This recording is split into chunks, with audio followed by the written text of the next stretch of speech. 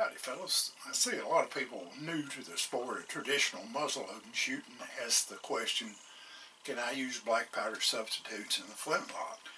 The answer to that, yeah you can, but you're going to experience terribly inconsistent and probably non-existent ignition, because Pyrodex and the other black powder substitutes take a whole lot more heat to ignite than traditional black powder.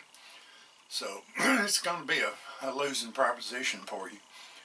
And a lot of the reason why people tend to want to use that type of propellant, if you want to call it that, in their traditional muzzleloader is because most of the time it's easier to get their hands on than regular black powder.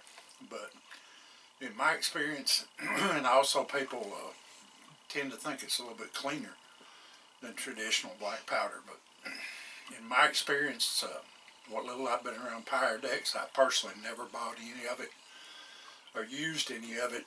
It stinks worse than black powder to me, and it's just as dirty, if not dirtier. You know, that's a lot of the hang up to people wanting to fool with traditional muzzleloaders.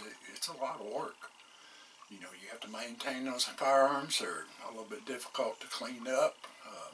Not if you do it the right way, but like the old saying goes, if it's easy, everybody want to do it. That's why a lot of people just give up on flintlocks in particular, and also on percussion guns. And some people, even inlines, they give up on them because they're difficult to clean up in most cases. But don't buy Pyrodex thinking you're going, because you can get it easier and because maybe it's cleaner, that you can get around being a little bit hard to get black powder, which you can order it. There's no problem there. You just have to pay the extra shipping because it's considered an explosive. Just a real quick story. I can think of one time when I still worked at the store I used to work at. A young man came in there with a old Thompson Center Renegade rifle, I want to think. Might have been a Hawken. But anyway, he said, I can't get this thing to shoot. And I said, well, he said, the guy that I bought it from, or he gave it to him, whatever the deal was, they'd give him some equipment to go with it. I said, well, show me what you got. So I went outside with him. He had pellets, trying to shoot them in a traditional muzzleloader, which you might be able to get them go off now and then, and maybe particularly if you used something like a musket cap, they would probably go off occasionally. But you know, pellets and a traditional muzzleloader just don't cut it, because that flame's got to go around the corner, so to speak. But anyway, if you're going to shoot flintlocks particularly, stick to regular black powder. You'll enjoy it a whole lot more, I think.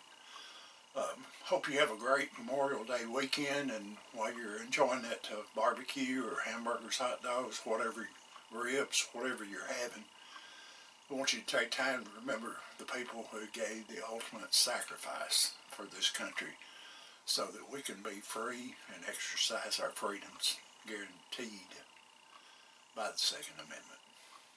Thank you for watching. Keep your powder dry. Mind your top knot, pillar.